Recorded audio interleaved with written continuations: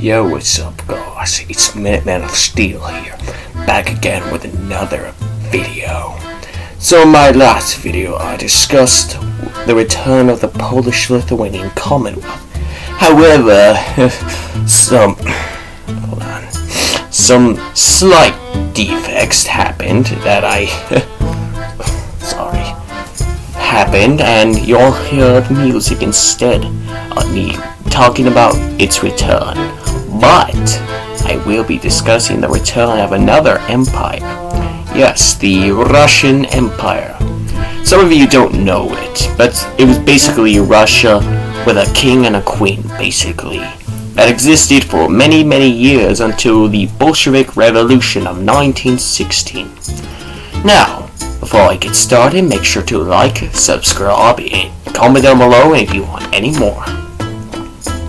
And yes, I'm using Snapchat to look like this. Alright? Yeah. That's what I also used for my last video. So, Russian Empire returns. How? 1936, Soviet Union. The Soviets are just sitting around doing nothing, watching the world plummet into utter darkness and chaos.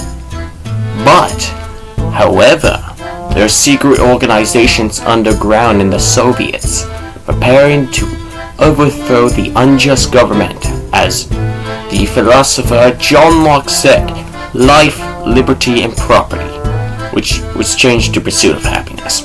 I don't know. So, what happens? 1939. Russian Civil War Part 2. Soviet Union is collapsing. The provisional Russian government is pushing into Moscow. And the rest of the Soviet Union, or what's left of it actually. Many states from this old Soviet Union are getting their independence. After years of fighting, the Soviet Union is no more, and the Russian provisional government takes over. That renames itself to Russia.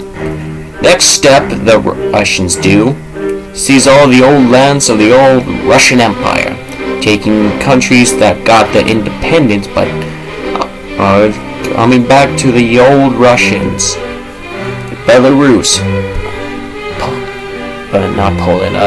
Belarus, Ukraine, the Caucasus, you name it, all gone under the new Russian government. Well, the old one, if you consider it.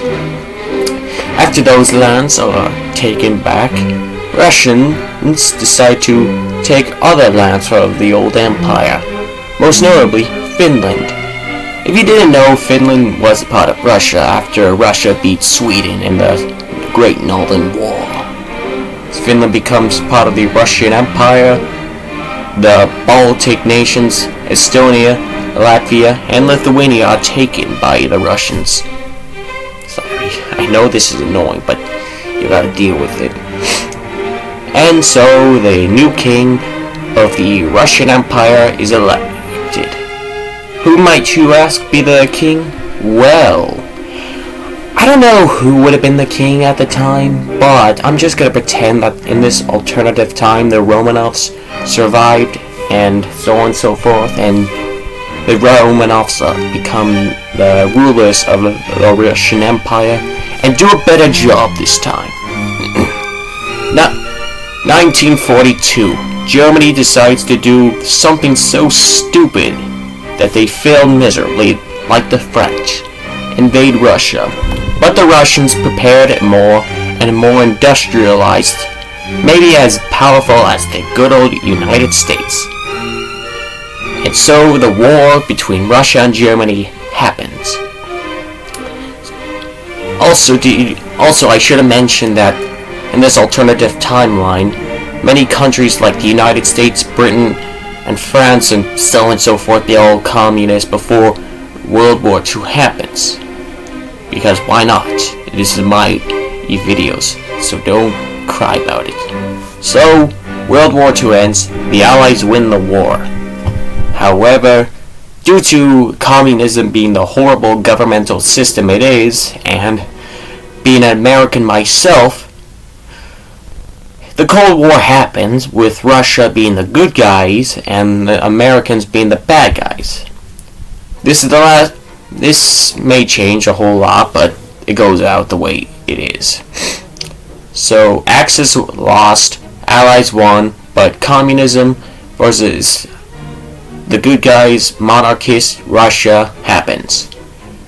The bloc known as the Communist Bloc exists, but not as communist in our world. You see, it all becomes part of an alliance. The Warsaw Pact does exist, but with Russia against communism. So the Cold War starts in the 1950s. I'm gonna make another video about this, but this is part 1 of 2 of the return of the Russian Empire. Hope you like this video, subscribe, and comment down below if you want any more. Alright, see you all in the next video.